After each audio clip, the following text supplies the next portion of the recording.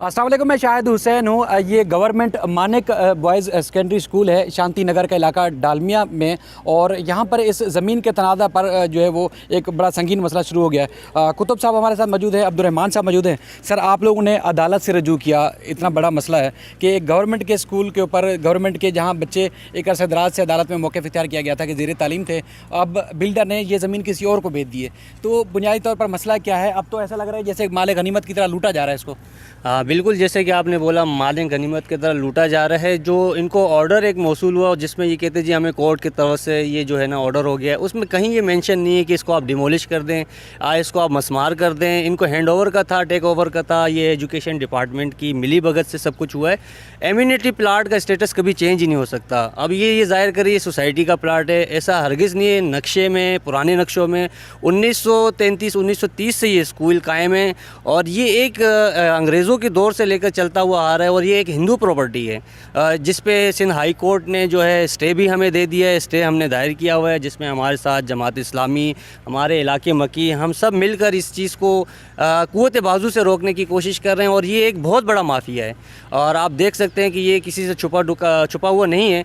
यहाँ पर हमेशा से इन लोग काबज़ीन जो है कब्ज़ा करते हुए आ रहे हैं और अभी जो है लोग बेबस हो चुके हैं, अब इंतहा पे आ चुके हैं। अब इनकी बदमाशी खुल कर आ चुकी है। सिंध गवर्नमेंट है और आपके ये जो मुबीन जुमानी है बिल्डर हैं, और ये भी कोई उज़ैर नामी कोई बंगाली है वल्ला आलम, वो क़ुव्वत बाजू से इधर आके उसने जो हमें ट्रेलर दिए, हमें डराया धमकाया, रेंजर्स के थ्रू, पुलिस के थ्रू बड़ी कोशिश की कि किसी तरह हम जो है इनसे पीछे हो जाएं। अभी भी कॉल्स आ रही हैं कि जी आप इस मामले से पीछे हो जाएं, आपके लोग इससे पीछे हो जाएं, अगर आप लोग को पैसों की ज़रूरत है तो आप लोग पैसे ले लें, आप खुदा के वास्ते जो है ना आप लोग खामोश हो जाएँ। सर, ये वैसे पूरे सूबे में निज़ाम जो तालीम का है वो सबके सामने है। कराची में तो कई ऐसे स्कूल हैं जिनके ऊपर कब्जा होने के बाद बड़ी बड़ी इमारतें कायम हो चुकी हैं। यहाँ पर बिल्डर क्या बनाना चाहते हैं क्या, और जो बच्चे ज़ेर तालीम थे वो कहाँ गए, किन के बच्चे पढ़ते थे यहाँ पर?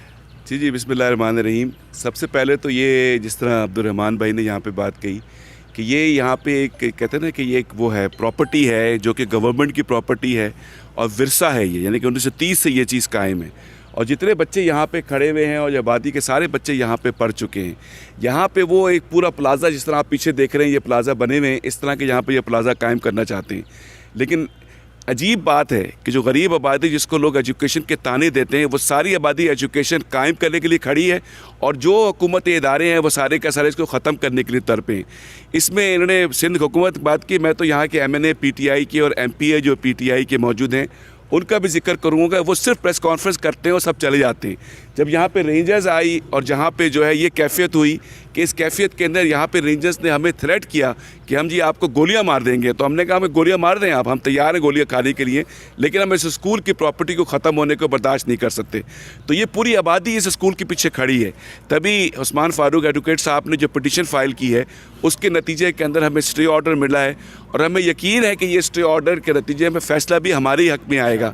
इसलिए हक़ आएगा कि तमाम नक्शे डिफ़ाइन करते हैं कि ये स्कूल है और किसी एजुकेशन डिपार्टमेंट का ये इख्तियार ही नहीं है कि वो आपस में मिली भगत करके किसी स्कूल को किसी और को ट्रांसफ़र कर दे। इसमें हुकूमत मुलव्वस है, सिंध हुकूमत मुलव्वस है और बाकी वो सारे लोग मुलव्वस हैं कि जो कराची का जो है बर्बाद और हशर कर रहे हैं। इस वक्त जो है कराची के हम सबको उठना है, यहाँ पे कराची को कायम करना है, अपनी तालीम का हिफाजत करनी है और अपने बच्चों के मुस्तकबिल की हिफाजत करनी है हमें। बहुत शुक्रिया। वैसे सिंध हाई कोर्ट ने जो हुक्म इम्तरा जारी किया उसकी कॉपी भी हमारे पास मौजूद है। बिल्डर या कोई और इस सिलसिले में कोई मौक़िफ़ देना चाहेगा तो वो भी हम ज़रूर रिपोर्ट करेंगे। बाकी स्कूल के अंदरूनी हिस्से दिखाते हैं, कितनी क्लासें थी, कितने बच्चे पढ़ते थे, उसकी सूरत हाल भी दिखाते हैं। ये आप सामने जो देख रहे हैं स्कूल की जो क्लासरूम थी, ये कैम्प थी, ये अरसे दराज से। अच्छा, ये नई जो क्लासरूम या इमारत के अंदर नया जो स्ट्रक्चर बनाने के लिए ये ढांचा तो बनाया गया था, लेकिन इसके अंदर जो है नई तमीरात नहीं हुई थी। बाकी क्लासरूम भी लिखे हुए हैं, स्टाफ रूम लिखा हुआ है। उसके बाद फिर शांति नगर डालमिया गुलशन इकबाल UC 23, उसका फ़ोन नंबर और सारी चीज़ें जो है तफसीलात लिखी हुई है। क्लर्क रूम भी, यानी कि एक पूरा मुकम्मल जो है ये स्कूल था जिसको कहा जा सकता है कि उजाड़ दिया गया। अब थोड़ा सा अंदर क्लासरूम और इनकी सारी सूरत हाल दिखाते हैं। अच्छा, ये मज़े की बात यह है कि जब ये तनाज़ा शुरू हुआ तो उसके बाद फिर ये स्कूल के दरो दीवार, सारे खिड़कियाँ, सब चीज़ें जो है निकाल दी गई। और ये स्कूल के अंदरूनी हिस्से, ये ब्लैक बोर्ड है, ये आप खुद देख रहे हैं।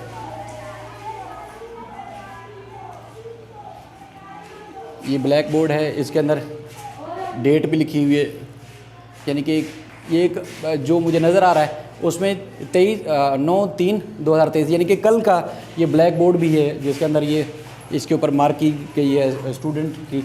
और उसके बाद फिर ये क्लासरूम के अंदर का माहौल है।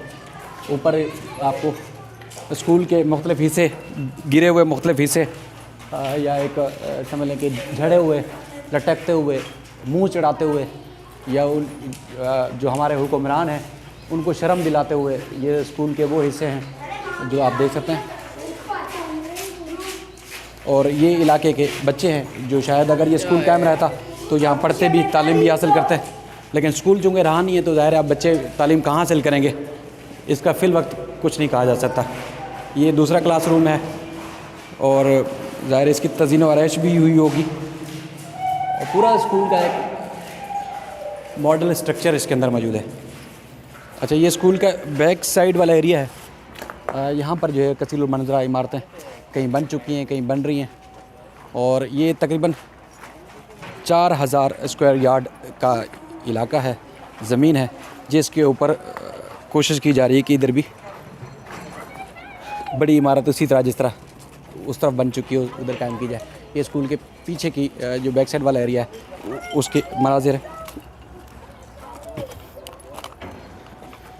ये स्कूल की जो बैरूनी दीवार थी उसको भी गिरा दिया गया है। स्कूल का जो बैक साइड वाला एरिया है, इसकी सूरत हाल आप देख रहे हैं, पीछे रोड जा रही है और इसी तरह हाई राइज इमारतें बनी हुई हैं। सारा ये स्कूल का हिस्सा है, लेकिन दीवार यहाँ से गायब कर दी गई है। उस तरफ मेरे ख्याल में बोर्ड भी लगाया गया है, शायद इसी का ही कोई तामीरात से मुतल्लिक होगा। ये स्कूल का ये पीछे वाला हिस्सा आप पूरी देख सकते हैं। आप इलाका मकीन है, अदालत से रजू किया, सिंध हाई कोर्ट ने इब्तदाई तौर पर तो बड़ा रिलीफ दिया है। तो यहाँ किसके बच्चे पढ़ते थे, यानी कि जो बिल्डर इसको फ़रोख्त करना चाह रहा है या जो प्रॉपर्टी की मलकियत का दावा कर रहा है, क्या उनके बच्चे यहाँ नहीं पढ़ते थे या कहाँ हैं उनके बच्चे जो उनको फ़िक्र नहीं और आगे भेज दिया? सबसे पहले तो शुक्रगुज़ार हैं कि हमें स्टे मिल गया, स्टे ऑर्डर मिल गया, जिस पे हम अपना कानूनी इख्तियार इस्तेमाल करते हुए हम आगे इंशाल्लाह कदम उठाएंगे।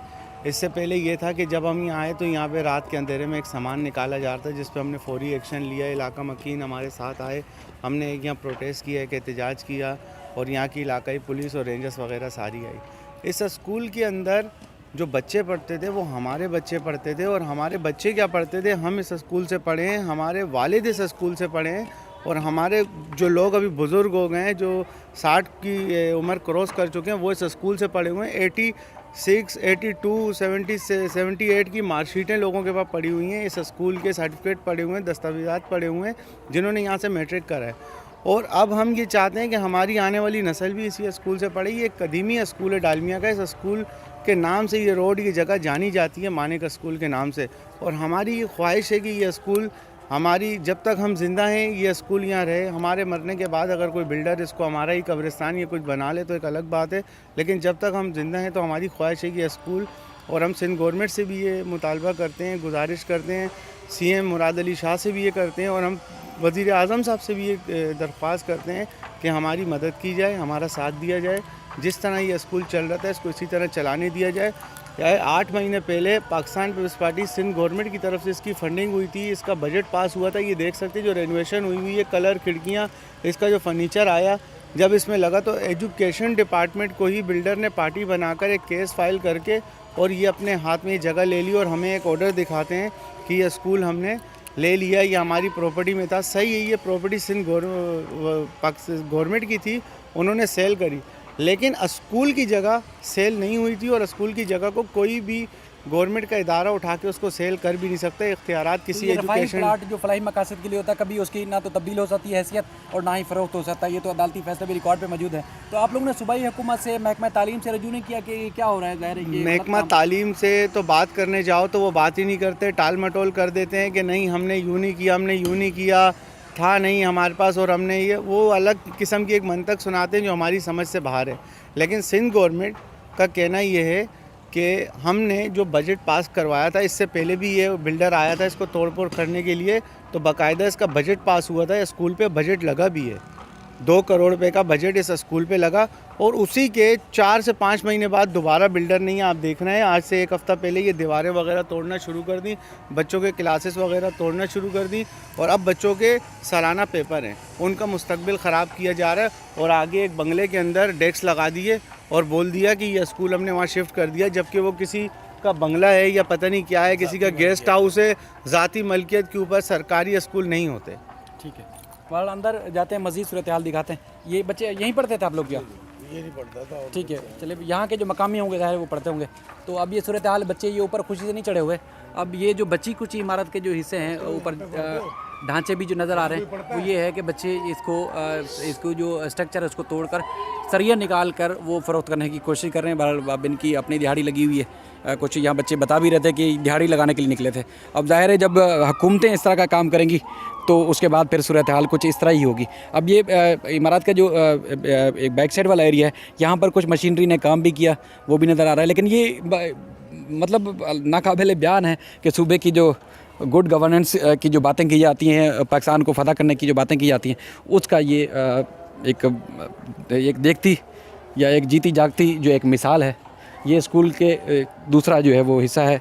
ये भी क्लासरूम है। कुछ अर्सा पहले यहाँ पर करोड़ों रुपए कहा गया कि उसका बजट लगाया गया था। करोड़ों रुपए लगाने के बाद इसकी तज़ीन व आराइश हुई थी, लेकिन उसके बाद फिर न जाने क्या हुआ कि इस सारे स्कूल को तबाह कर दिया गया है। ये अब ना दीवारें बची ना दरवाजे बचे और जो स्ट्रक्चर बचा है, सिंध हाई कोर्ट ने तो हुक्म इम्तना जारी किया है। उस्मान फ़ारूक एडवोकेट पेश हुए और अदालती हुक्मनामे की कॉपी भी मौजूद है। ये टाइम टेबल भी आप दे सकते हैं, जिसमें हसन अज़हर रिज़वी साहब ने, जो कि सिंध हाई कोर्ट के सीनियर जज हैं, उन्होंने इब्तदाई समाअत के बाद हुक्म इम्तना जारी किया। ये क्लासरूम नंबर लिखा हुआ है। उन्होंने बिल्डर को मुदाखलत से रोक दिया है इसकी, और महकमा तालीम और दीगर जो इदारे हैं मुतल्लिका उनसे हुक्मनामा जो है इस हुक्मनामे पे जवाब तलब किया है।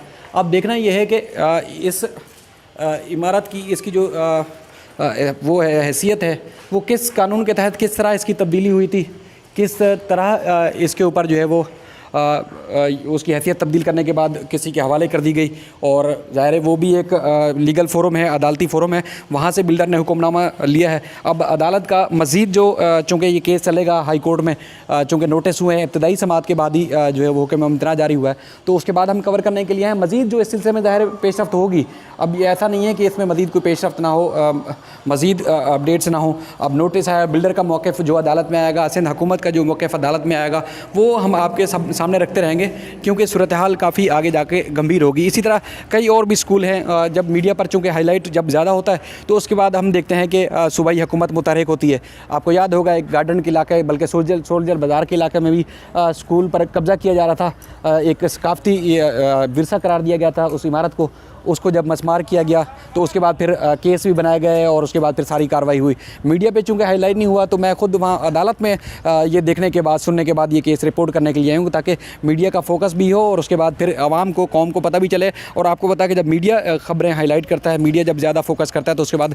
हुकूमतें भी जागती हैं। तो हम जगाने के लिए भी आए हैं कि इलाके के जो बच्चों का मुस्तकबिल है वो इस तरह तबाह हो रहा है, उस मुस्तकबिल को बचाने के लिए जो है हुकूमत आ गया है और मामले को बेहतर करें। मज़ीद भी इस सिलसिले में जो भी अपडेट्स होंगे हम कोशिश करेंगे आप तक पहुंचाएं। फर्स्ट फ्लोर पे चढ़ने का रास्ता है, ऊपर मज़ीद क्लासरूम बने हुए थे। अब ये मतलब इंतहाई साफ़ सुथरा शानदार स्कूल बना हुआ है, मतलब ऐसा नहीं है कि इस स्कूल की कोई नाकारा हो, बेकार हो। तनवीर भाई, आप महकमा तालीम को एक अरसे से रिपोर्ट करते रहे और आपने देखा कि करोड़ों रुपए का बजट मुख्तस होता है, उसके बाद फिर तालीम की जो सूरत हाल है वो फिर इसी तरह होगी जैसे ऊपर आपको हम सबको नज़र आ रही है, जैसे एक ढांचा है, कोई चीज़ नहीं बची। देखिए बहुत सारे स्कूल ऐसे जो बिल्कुल ये कहते हैं ना कि कई सालों से उनको इस्तेमाल नहीं हुआ, उन पर कब्ज़े हो गए। तो ये पहली कहानी नहीं और शायद आखिरी भी नहीं है हमारे हुकूमत सिंध के अदवार के अंदर। मगर शायद भी बदकिस्मती की बात है कि शहर कराची है, ये कोई सिंध का दूर दराज का इलाका नहीं है जहाँ पर मीडिया की एक्सेस नहीं हो, यहाँ पर या सियासी जमातों की एक्सेस ना हो। उसके बावजूद इस धड़ल्ले के साथ ऐसी जगह पर, क्योंकि ये अरब रुपये की ज़मीन है, यानी यहाँ पर मैंने सुना है कि तकरीबन 600 से जो 800 गज़ का प्लॉट है वही तकरीबन 5 से 8 करोड़ के दरमियान है, फ़रोख्त हो रहा है। तो अगर आप 4000 गज़ का ये प्लॉट कहते हैं मुकम्मल तौर पे, तो इस पर एक यानी कह लें नस्ला टावर से बड़ी इमारत खड़ी हो जाएगी। और जब बड़ी इमारत खड़ी होगी तो अपार्टमेंट लगभग यहाँ पर जो रेट चल रहे हैं गुलशन इकबाल में, राशिद मिनाज रोड के अतराफ़ में, वो 1.5 से 2 करोड़ के हैं, 3 करोड़ के हैं। तो अगर आप 100 भी लगा लें अंदाज़न या 50 भी लगा लें तो ये 1.5 करोड़ 2 करोड़ का प्रोजेक्ट बन जाता है। और जब अरबों रुपए की हो ना, तो फिर हम तालीम को नहीं देखते, फिर हम देखते हैं कि हमारा फ़ायदा किस तरीके से हो। ये बच्चे जो खड़े हैं ना, इनका नुकसान होता है, होता रहे, कोई फ़र्क नहीं पड़ता शायद भाई हमें, क्योंकि हमें पैसे बनाने, हमसे मुराद के वो बिल्डर्स, वो जो लोग तमाम अफराद जिनके लिए तालीम की कोई अहमियत नहीं है, उनके लिए सिर्फ दीन व ईमान का पैसा है। और यहाँ के दुखी हुआ क्योंकि जब रिपोर्ट करने आए, क्योंकि हमारे बच्चों से बात हुई तो बच्चे भी बड़े दुखी हैं, यहाँ पर गमगीन है, क्योंकि यहाँ पर जब सुबह सवेरे स्कूल की यूनिफॉर्म पहन कर आते थे, यहाँ पर तालीम का सबक पढ़ते थे, मगर आज वो ये कह लें कि बस परेशान है, बच्चे बस परेशान हैं, उनके वालिदैन परेशान हैं। और मैं आपको अभी से बता रहा हूँ, ये प्रोजेक्ट बनेगा, कुछ भी कर लें आप, यकीन मानिए, क्योंकि ये तजुर्बा कह रहा है हमारा। 10-15 साल हो गए हमें रिपोर्टिंग करते हैं, हमें पता है कि ये होता है। हम जितनी भी आवाज़ उठा लें, हम बस में अपना फ़र्ज़ पूरा करते हैं, ताकि कल को अगर ये हो जाए तो हमें लगेगा हमने अपना फ़र्ज़ पूरा कर दिया। जिनकी जिम्मेदारी है, महकमा तालीम तो सोया हुआ है, बल्कि ये कहे कि मुबैना तौर पर मिली भगत है। भाई सरकारी ज़मीन पे कौन कैसे कब्ज़ा कर सकता है, कौन कैसे प्रोजेक्ट बना सकता है, कौन सोच सकता है? ये मुमकिन सी नामुमकिन सी बात है ना। मतलब अगर ये खाली प्लॉट होता तो समझ में आती। यहाँ पर तालीम चल रही थी, बच्चों को आगे मुंतकिल कर दिया, तो उसके बाद लगता है कि आशीर्वाद के साथ हो रहा है सब कुछ। ओवर टू यू शायद भाई। Thank you. ये जनाब साइंस लैब है स्कूल का, साइंस लैब की आप सूरत हाल देख सकते हैं कि पता नहीं कौन कौन से तजर्बे यहाँ किए गए हैं। ये साइंस लैब के अंदरूनी मनाजिर हैं, ये आप सूरत हाल देख सकते हैं साइंस लैब की, और ये बैरूनी मनाजिर हैं, और ये स्कूल का अकबी हिस्सा है, और सामने भी धड़ल्ले से तामीरात जारी है। तो ज़ाहिर है यहाँ जिसका असर रसूख होगा इस प्लाट के ऊपर, तो उसने भी सोचा होगा कि क्यों ना इसके ऊपर भी इसी तरह इसी मुकाबले की इमारतें खड़ी कर दी जाए।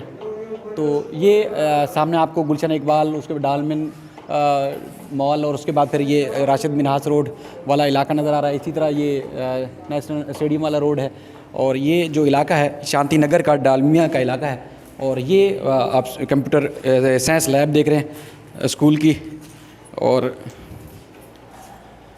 ये मज़ीद सूरत हाल है, मतलब कहने को ना अल्फाज हैं और ना ही कुछ बयान करने के लिए बचा है जो सूरत हाल है। ये आप देख सकते हैं, मैं ये फ़र्स्ट फ्लोर पे हूँ, और ये फ़र्स्ट फ्लोर पे ये नक्शा देखिएगा, ये कराची का मैप है, आप सूरत हाल देखें।